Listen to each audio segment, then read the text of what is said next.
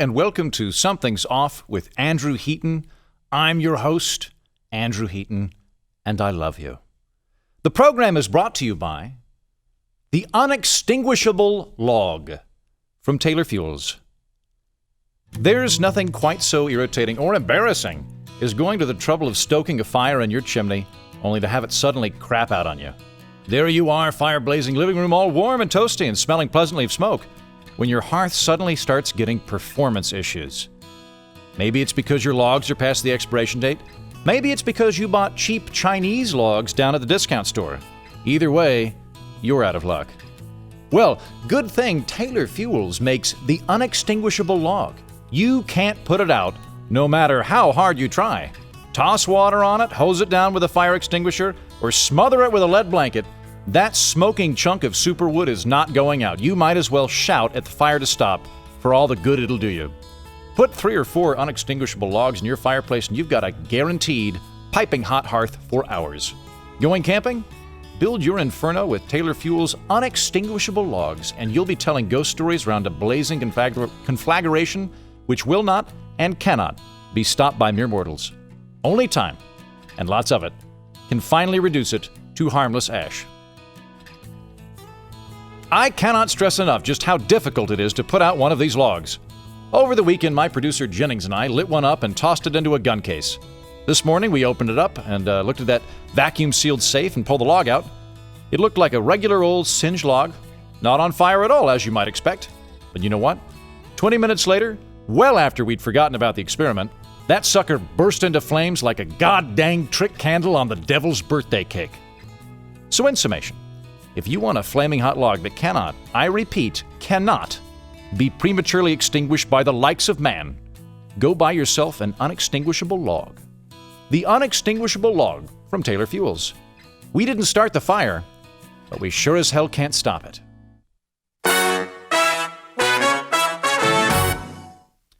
And now it's time for A Day in the Life of Donald Trump. 1:30. Wake up. Use the bathroom. 3:30. Wake up. Use the bathroom again. 5 o'clock. Wake up. Tweet. Low-rated Shep Smith, who hates your favorite president, looks like tired alien. Sad. 5:30. Watch Fox and Friends. Get bored during Fox and Friends and use Sharpie to draw mustaches on hosts. Tell Melania that she needs to get new flat-screen TV for White House Emergency Conference Room. 6 o'clock. Order Joint Chiefs of Staff to raise tariffs on Chinese flat-screen TVs by 12%. 6:15.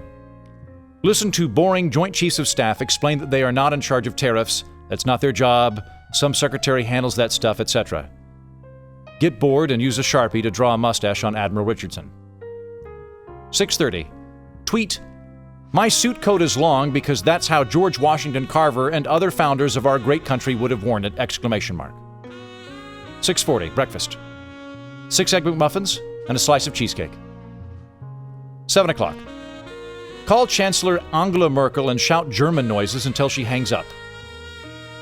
7:15. Tweet, Guatemala is a terrible country. It is the Mexico of Mexico. The Mexicans should build a wall to stop those horrible people from coming in. Even the Mexicans should figure that out. They should build a wall out of the metal Wolverine's claws are made out of. Then tweet, American steel is back, all caps, and unemployment is low. #MAGA, #Wolverine. 7:30. Open window and shoot BB gun at stray neighborhood cats hanging around White House. 7:45. Tweet, Hillary Clinton equals Guatemala, ? 8 o'clock.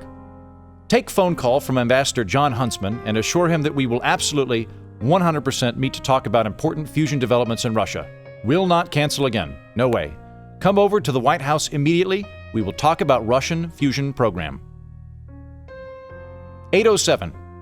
Go golfing with RuPaul. 11:45. Tweet, investigate Dims in all caps. Lunch at noon. 5 Snickers bars with ketchup on top, an extra large Diet Coke, and an order of French fries. 12:45. Call Nancy Pelosi and shout German noises until she hangs up. 1 o'clock. Give speech to Boy Scouts of America explaining the prestige and somber responsibilities of the United States presidency. Get bored and use a Sharpie to draw a mustache on a tenderfoot. Compliment his wheelchair. 1:20. Tweet about Joe Biden having menstrual cramps. 1:30. Golf. 4:30. Call former UN Ambassador Nikki Haley to ask if she has thoughts on the Golan Heights and also what she's wearing right now. 5:30. Dinner. Trump steak, which are the world's greatest steaks. They are by far the best tasting, most flavorful beef, truly in a league of their own. Trump steaks are 5-star gourmet, a quality that belong in a very, very select category of restaurant, and are certified Angus beef prime. There's nothing better than that. Of all the beef produced in America, less than 1% qualifies in that category. It's the best of the best, Trump steaks. 5:45. Open White House window and shoot BB gun at George Conway. 6 o'clock. Relax by watching TV and letting autotext tweet about Guatemala. 9 o'clock. Bed.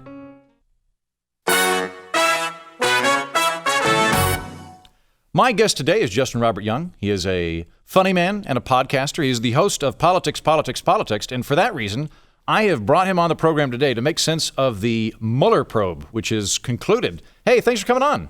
Oh, always a pleasure, sir. I have wanted to talk to you about this for a long time because I have honestly not paid a lot of attention to it until Friday, and even then, the Mueller investigation, I think, filed it exactly 2 martinis into my Friday, which I think was intentional. Yeah. I think they picked 5:15 on a Friday for a reason. But I know that you know and care and think about all of this and could perhaps fill us in on the bigger details of what's happening. So I take it that they're not going to frog march the president out of the White House at this point? There is going to be no frog marching, no. And for all of the media scuttlebutt around the dropping and ending of the Mueller investigation, I was like kind of excited that it did happen at the most annoying time for journalists, which is like 5:05 p.m. on a Friday. Yeah, and I got like, well, first of all, the entire city of Washington, D.C., whether you're in politics or you're in media, everybody is 2 drinks in by 5:15 at least. Yeah. and I'd say for most of media, most of us across the country, across this great land, are probably 2 to 3 margaritas in at that point. So maybe Mueller just wanted to irritate everybody, in which case hats off to him. Yeah, there we go. Kings to you, sir. So a basic background. The Mueller investigation, the special prosecutor is appointed after James Comey is fired. This comes after Jeff Sessions recuses himself from an investigation into Russian collusion that effectively creates one of many problems that the Trump administration has kind of made for themselves at great consternation to some of their staff. And off we are going with the Mueller report, looking into any and everything around that campaign. And whenever you have that level of investigative talent with that amount of budget behind it, which was a lot. It was like 19 full-time lawyers and 40 FBI agents. They did close to 3,000 subpoenas, 500 search warrants. It was an extensive probe. Like, people are going to jail. Yeah. Like, you don't spend that amount of money without somebody going to jail. And we certainly saw that with General Flynn, Paul Manafort, Michael Cohen wound up taking a deal and cooperating. There were, various people that were pulled in at some point. But the key charge was always, number one, can you prove that there was a link between the 2016 campaign for president and Russia? And then subsequently, did Donald Trump obstruct justice into that investigation by either firing James Comey or doing something behind the scenes that we had not seen? Mm-hmm. There's a lot which wouldn't have surprised me terribly, the latter one. Although it is interesting now looking at it that Mueller did not say that he was exonerating Trump, although he did say he found no evidence of it. I don't fully understand the distinction, but nonetheless, though, it would appear that there wasn't any evidence connecting Trump to Russia, and yet Trump was really tweeting about this and talking about it a lot, and fired James Comey, and it was like, why is he? He was very dramatic in his response to all of this the whole way through in a way that made me wonder what was going on. Yeah, well, that was I've long stated that the funniest possible outcome to this would be for him to obstruct justice into a case for which he was innocent of the crime. That would be phenomenal if he like. And we came close. We came as close as we possibly could to the funniest possible outcome, because as the Mueller report, at least, and let's do the summary, right? This is the report is now into the Attorney General. That comes in, as you mentioned, 2 martinis into the Friday afternoon. Mm-hmm. Then the Attorney General, William Barr, once and future Attorney General, puts out his summary to Congress, makes that public. That happens on a Sunday. Right now, we are just past the first lunch of the first business day of the Department of Justice vetting this full report for release, either in part or in totality. And since this deals with foreign intelligence, you can imagine that it's going to move at the speed of government to get cleared. Yeah, whatever I've parts actually will get released. been reasonably impressed with the speed. I read through Barr's synopsis that he provided to, I guess it was Congress. I assume it was Congress.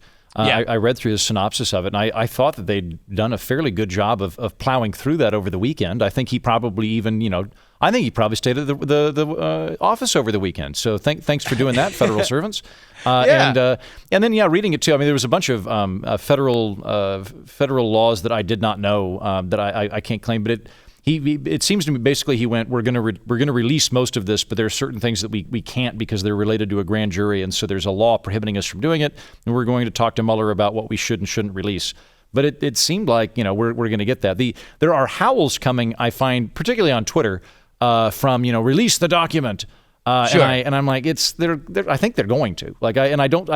My guess is that they'll probably allow certain people to see the stuff that's been redacted for public consumption, and it's probably going to be personal information that should not be released without like an actual court order.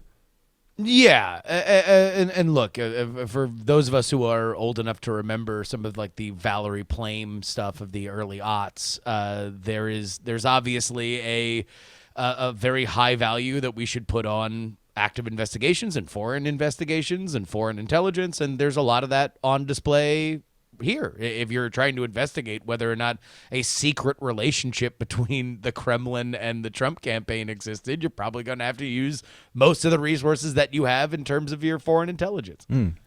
So, dumb question for you.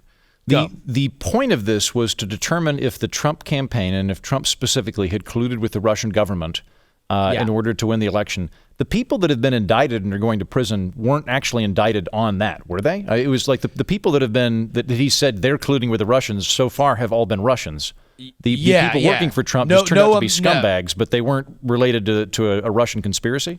No Americans. So you did correctly point out that the vast majority of the body count of the indictments were Russian nationals who will, in all likelihood, never see an American courtroom. Right. They're not going to vacation in Hawaii anytime soon. No. At least if they were smart, they won't. Yeah. So they are, names on a piece of paper. Everybody that went down that worked for Trump went down for money laundering or other ancillary reasons, or took a plea deal for a crime that may or may not have been a crime, like Michael Cohen did. And looking at this from the other side, you have to wonder whether or not he, isn't like Joe Bluth muttering to himself that he's made a huge mistake. I think regardless of the outcome of this, Michael Cohen is probably muttering to himself that he's made a huge mistake. I don't think he's going to wake up in his jail cell and be like, all right, it's all going according to plan, Michael. Everything's coming up, Cohen. Everything's coming. Everything. You got him right where you want him. Right where you want him. Yeah, I think Manafort, because he hasn't done the full-throated, Trump is an evil guy yet. I think Manafort's banking on a pardon.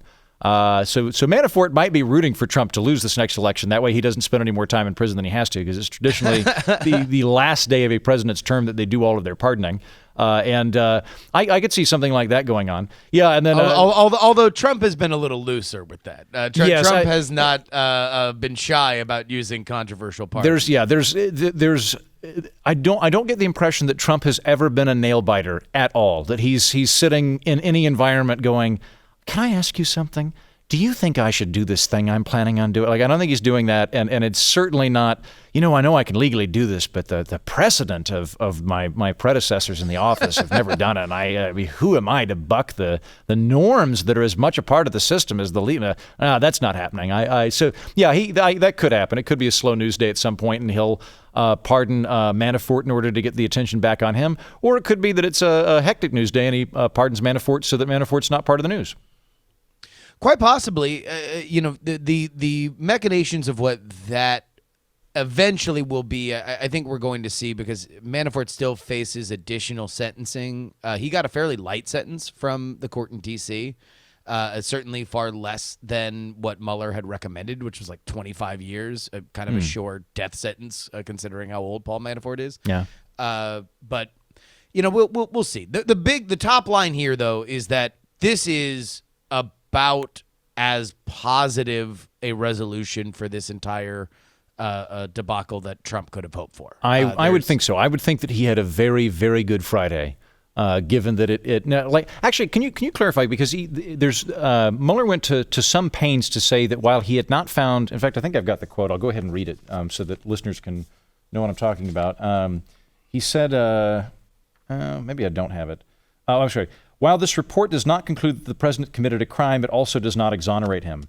I'm kind of confused to the distinction there, because it would seem to me that you are exonerated if they determine you haven't done the crime. And I guess he could be saying that Trump might have committed the crime but does not have sufficient evidence to be prosecuted for it, which to me is basically saying the same thing. If you're innocent until proven guilty, and they don't have evidence to prove him guilty. So that is kind of the subject to the predicate that comes right afterward, where it's explaining the kind of chain of command that if Mueller has investigated, and in his report he says that he is not making a recommendation that obstruction happened or that obstruction should be prosecuted, then it goes up the chain to Barr and Rosenstein, right, who have now, the news in that memo is that they have conferred and decided that they are not going to. They're going to punt as well. So we're now in the third punt to Congress. Well, no, I don't. I think that's it. Like, okay. They've decided that. No, I'm sorry, they're not going to do it, which is not surprising to me either. The Attorney General wouldn't do that, both for the lack of preponderance of evidence, and because they're Trump appointees, and so it would be somewhat staggering if they did that. And also it's like that's hard. Proving obstruction is hard, and what I will suspect we're going to see, and this is what we will hear the most from the Democratic side, is that there were acts that smelled or looked like obstruction of justice. And if I'm going to put on my Karnak hat and take a guess, it will be probably some of the kind of lack of discipline that we've seen from the Trump White House. I've always thought that there was some element, the chaotic element of that White House by any and all descriptions, be they friendly or adversarial, always lended itself more to the idea that he could do something by accident or purpose that is obstruction of justice, and that is far more likely than a secret pipeline between Donald Trump and Vladimir Putin, or him being some I'd say, to put a really nice hat on it, a dynamic White House with with dynamic behavior in a dynamic show. That had all the coordinated teamwork of Gangs of New York, as they met in 5 Points with Steve Bannon rapping a pool cue. I think you're right about that. So what are the Republican reactions to this? What are the Democrat reactions to this? The Democratic reactions are release the Kraken. Just right, give us the full unredacted report immediately. Which to me is a little bit, if you can't pound the facts, pound the table, because there's really no indication. Let's just say this. All the criticism that has gone toward the Trump administration about hampering or killing this investigation has been wrong at every turn. And we now know this as Robert Mueller has been able to complete his investigation. So there seems to be very little outward indication that this report will never see the light of day. If it does, then that'll be a new, fresh thing for people to complain about. Yeah, I think it'll, like I said, I think that the majority of this will be revealed. There'll be things that for various legal mechanisms can't be. And I suspect that some of the Democratic leadership might be brought in on it just so they can eyeball it.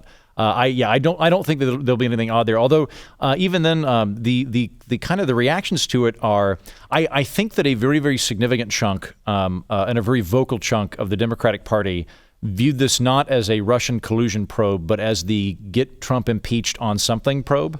And Yes. we're really, really dead set on that, and we're really stoking themselves up on it. Because I kind of about a year ago is when I tuned out on this, where I went, I don't think anything's going to come out of this. I think this is going to be a really long procedural, and people were just breathlessly extolling it. And I'd hop on social media, and people would have like, got another one of Trump guys. They're coming for you, Donald, like any day now. And I'd be like, maybe, I don't know. And so now that buildup turned out to be a whiff, and they're either angry that the impeachment proceedings are not going to happen, or they're looking to keep the inertia of it and just put it in a different direction. Like I was reading a Vox article about like, okay, this is done now. It's time to investigate the president for his tax records. And I was like, well, the time to investigate Trump for his tax records was 2016, and I agree he should have put him out there. And my take on that, by the way, is I think Trump's not a billionaire. I think he's lying about that. I think he's worth more than me, but he's worth considerably less than the billions he purports to have, because his ego is 90% of his being, and he just didn't want people to know. I suspect that he's probably over leveraged and didn't want people that have his debt or that have loaned him money to know it. And I also I suspect that that's basically it. I think those are the two big things that are there. I don't think that there's anything truly smoking, although maybe. I mean, I also don't think the guy is like an unimpeachable, honest businessman. It wouldn't surprise me at all if he had shady dealings at some point, but I'm not sure they're going to get him on that. Yeah, to me, the Occam's razor on all Trump actions are, if it triggers the media, he's happy about it. Yeah. And so whether or not there are, and everything that you've just said seems reasonable to me to assume as a possibility, but also reasonable is the more it triggers the media, the happier my base will be. And that's something you got to remind you. I keep forgetting this because my instincts are so focused on smoothing the room over and getting everybody to breathe deep.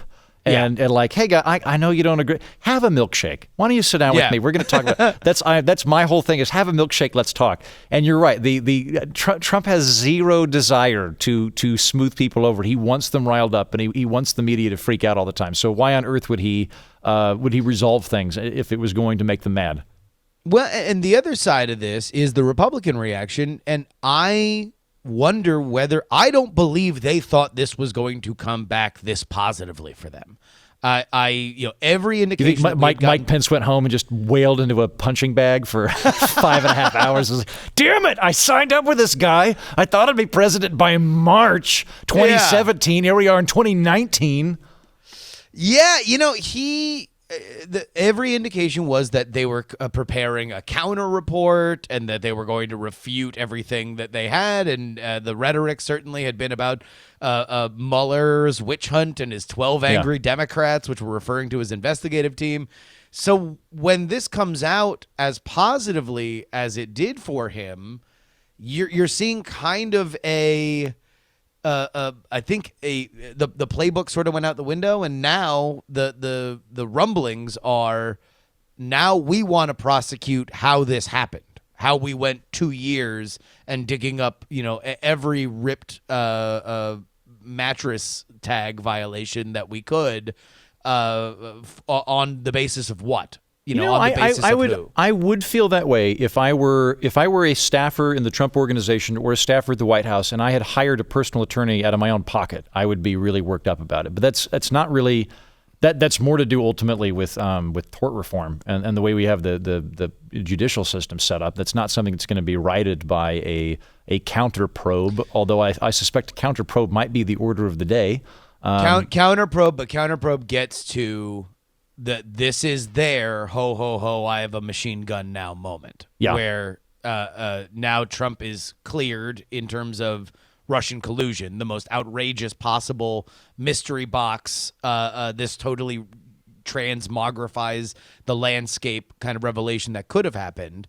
So now he's like, well, how did we get here? And more specifically, let's look at the Steele dossier. Let's look at the Papadopoulos, talking in some bar in Australia or to an Australian informant that then begins this whole snowballing, that this should have been an allegation that was proven wrong a long time ago, and yet here we were 2 years into it getting this is a nothing burger. I think this is the rest of our lives. I think, I do too. I don't think we're going back to business as usual anytime soon. I think that when and this is something that I am.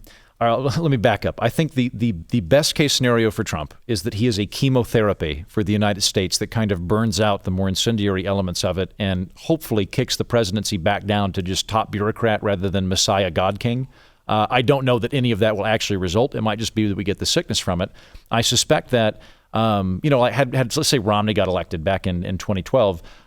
Politics would not be as big a part of our lives as it is right now, because although the Democrats would have really disliked him, I don't think it would have reached this sort of fever pitch of this is the end of the United States with this man. And I'm thinking that once Trump leaves, that attitude of there is between red team and blue team both, this attitude of there are existential cosmic nemeses trying to undo everything that is good and holy, I think that's going to stick around. And because of that, there's never going to be like a lull. Like the whoever the president is for probably the next 30 years is always going to be on the defensive for impeachment proceedings, because the other team's not going to give them a lull in which to enact stuff. They're just going to immediately start trying to advance that. So we're going to be living in Watergate forever, is my theory. Yeah, I wonder though if we have escalated things to such a degree at this point that I wonder if naturally, politically, in those politicians that come up in this world or have experienced this fervor are a little bit better at guarding themselves from the outer edges of it. I have no doubt that you are right. We are in a very divided time, and I can't imagine anything that's going to make this seem more cohesive, right? I know certainly the Democrats have no interest in doing that, and Trump has no interest in doing that. They both are better served the angrier their voting base is. So there's just there's nothing for conciliatory for those who say, hey, conciliatory stuff, people getting along and thinking is not good for business if you're a partisan. You don't want people thinking. If you're a devout, tub-thumping Republican or Democrat, it doesn't actually help the cause to have people taking deep breaths and thinking as individuals. No, you want super liberal people to be getting tattoos of Robert Mueller. Like, that's the most fascinating part of all of this, is like you have Saturday Night Live singing about Robert Mueller and the Robert De Niro personification of him getting cheered. You have that creepy song thing that went viral on Twitter. It was fascinating to watch somebody that was at his best to the left of this country anonymous, and at its worst every scary thing that liberals used to think about the FBI, back in my day, and that now became this white knight, this hero that was there to save the day. It just. And even still, it started pinwheeling too, because it was like for the last 2 weeks or for the last 2 years up until Friday, the diehard anti-Trump or the diehard, let's say, like progressive activists viewed Mueller as like the last honest man in Washington, and the red hat wearing Trump people viewed Mueller as just a partisan witch hunt that was he was trying to get revenge for his friend Comey being ousted, and he was going to stop it. Now, one of the quotes was he's half man, half government, and all these different things. And then Friday happened, and there was this kind of lull, and then a lot of the people that had been praising him were like, kind of smells like a cover-up to me. What's he got on Mueller? Right? And then a bunch of the other people that had hated this guy are like, well, he's an honest man, and he's a lifelong, dedicated public servant, and he did his job. We thank him for his bit. I was like, oh, God, I'm amazed at how many people, their entire universe is just, it's dictated off of two people who they like and hate, and everything sort of, all facts fall into place along that. And we've seen this before. We saw it with Comey. Comey went from the honest FBI guy to the total scumbag to the just a Kerry Strug style backflipping through our psyche. Everybody flip flopped on whether he was good or great or terrible, depending on where it landed. And we saw the exact same thing with Mueller and Barr as well. Because I think that there would be an argument if once Sessions stepped down and Matthew Whitaker took the acting AG position, somebody who was not confirmed by Congress, that would have been more of an issue if the Mueller report had come out and then this 2-page summary had come out. I think that there would be a little bit more cause. But, Trump went and, as a Trump appointee, found somebody with job experience, not just, the pool boy at Trump Tower. He doesn't get like the latest Trump cousin. Or even Whitaker, who had Jared been Kushner's pool buddy. Yeah, exactly. Yeah, he didn't get Kushner's friend from Birthright to come over and be the AG. It was somebody that has held the job before and was confirmed by Congress. So for all the William Barr, he covered up Iran-Contra, and it's like, well. The funniest thing I saw was Kamala Harris tweeting yesterday, Donald Trump's hand-picked attorney general should not be the final word on this report. And it's like, well, who else picks the attorney general? It's not like it rotates. The president picks it and Congress confirms it. Yeah. That. So is the next step then? Are we just going to have a string of kind of unrelated House investigatory committees subpoena whoever to kind of march them out? Is that the plan? No, liberal Benghazi. Yep. It's on.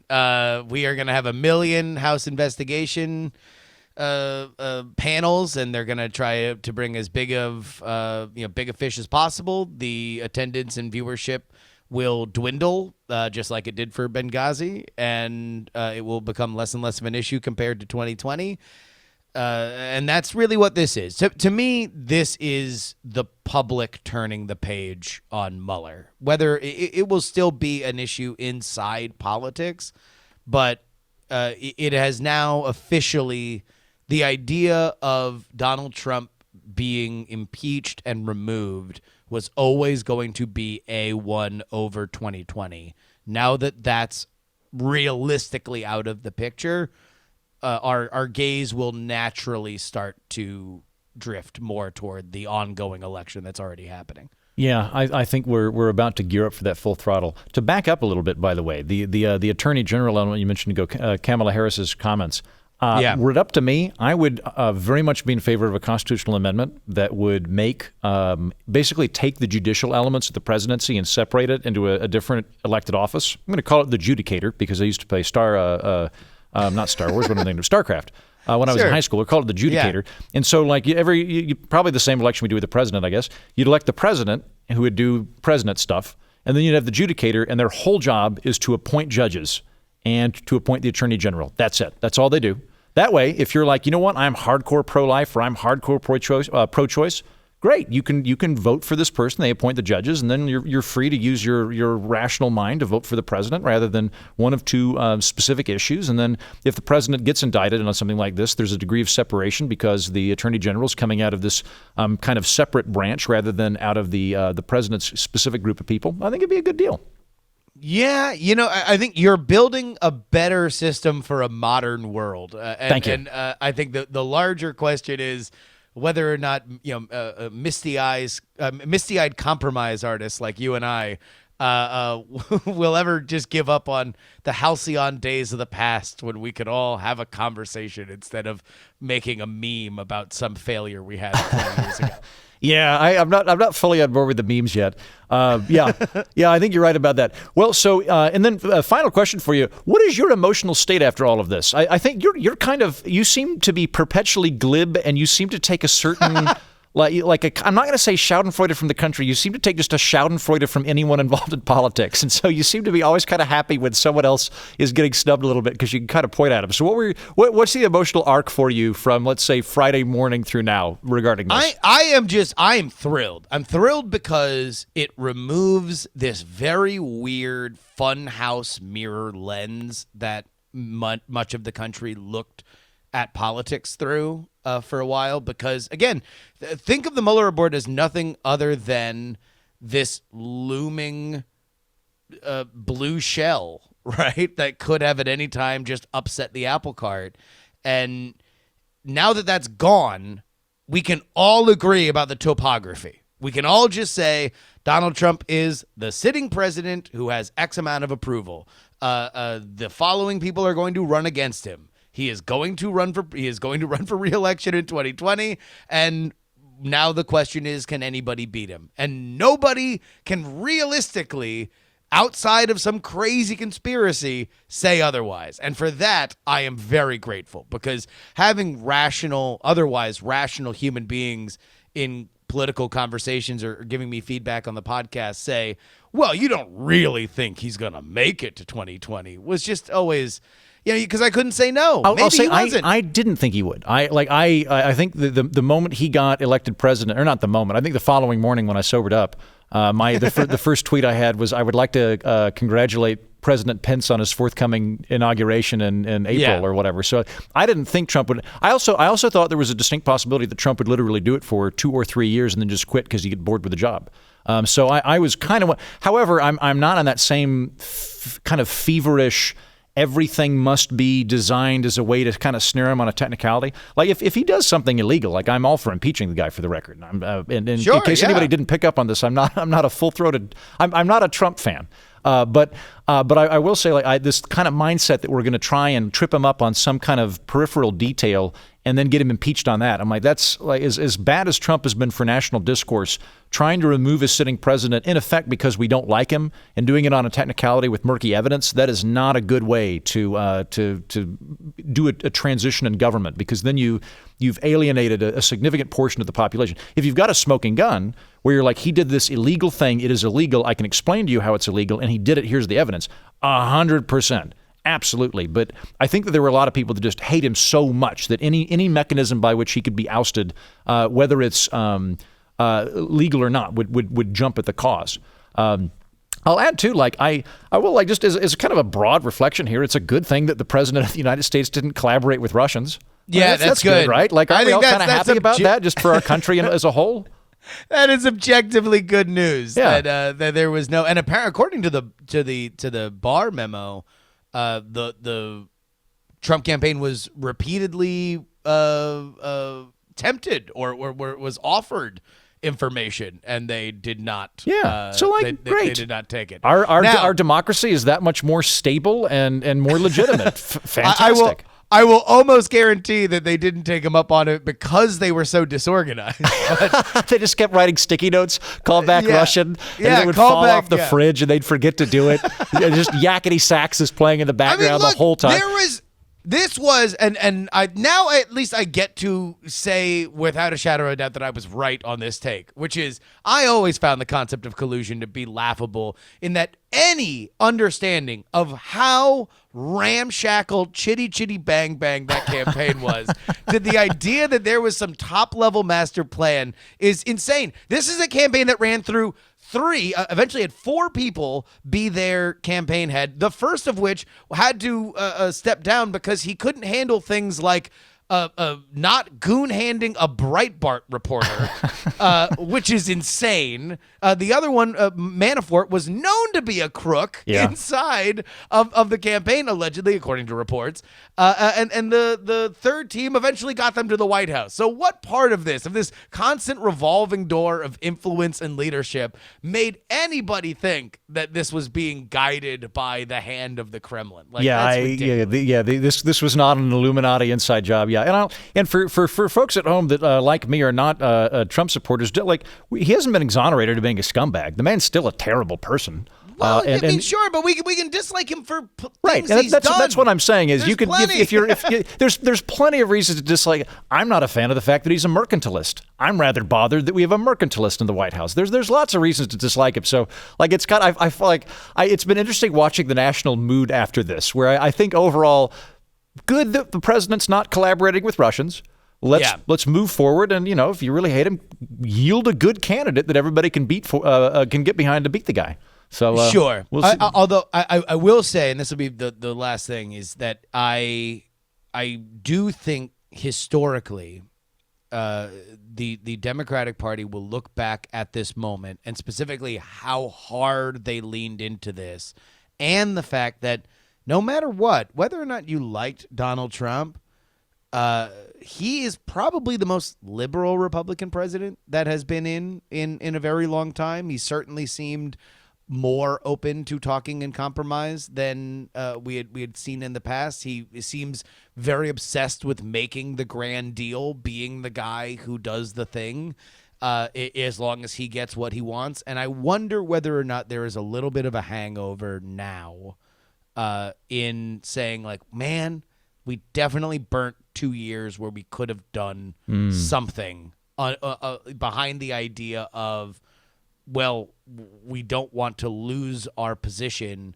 should we be able to impeach him. We'll see. Well, hey, Justin, I enjoyed having you on. Thanks for making sense of all this. No prob. Little bit of listener feedback before we wrap up. J.T. Wilson 3. I assume that means he is the third in the august house of J.T. Wilson. He says, I am a liberal and started listening to Andrew Heaton's podcast a few weeks ago. Andrew is a self-described libertarian and provides news and opinions from that and other political angles. However, he makes you think and challenges your preconceived notions that align with your party. It is a lot like being attracted to your second cousin. I didn't read any of this in advance. You want to ignore him, say he's wrong, and fight the feelings you get listening to his logic. Unfortunately, no matter how internally conflicted you are, you occasionally lose the battle and end up moving to Alabama and talking about how taxation is theft. Okay, so I'm just got a couple of things there. First of all, I'm not Andrew Heaton. I'm Andrew Heaton, although I do appreciate that you wrote that fascinating analogy and dug that. Thanks. Like the cousin marrying thing there. I'd say I'm first and foremost independent. I lean libertarian, but I say independent because it's very important to me that I maintain the sovereignty of my own opinion. I'm not carrying a dogma for any particular group, but I lean that way. Anyway, thank you. I appreciate that, and continue to listen to the program. Have you subscribed to it yet? You haven't? Of course you haven't. Now, I'm not talking to him. I'm talking to you. The guy that just reviewed it, he's cool. I'm talking to you, listener, who's listening right now. You haven't reviewed and subscribed to my podcast yet. You know why? Because you're a coward. The articles I read on trying to expand my podcast says that I'm supposed to flatter you, but I'm not going to do that because this is a podcast for people on the edge. People who listen to this podcast, they roll cigarette cartons up in their sleeve and they get into knife fights with James Dean. Meanwhile, you're at a CVS taking 8 minutes to decide between Listerine or no alcohol mouthwash, and then you end up just walking away.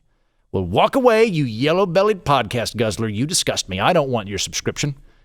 I don't need your subscription. I don't want my podcast hanging out on your foam-covered smartphone with this ridiculous screen protector. Slink back to This American Life. They'll take anybody. But if you do grow a spine and you decide to subscribe to this podcast and you steal a golf cart like everybody else did, that's part of the initiation ritual, then maybe check me out on Facebook Watch too. You can sometimes see the whole program. I look like I'd wear a blazer even if I were a Star Trek character.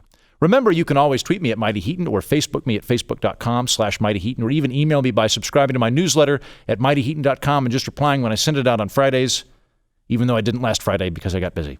Finally, please subscribe, rate, and review this podcast. That helps other people discover this here political orphanage. Thank you and good day.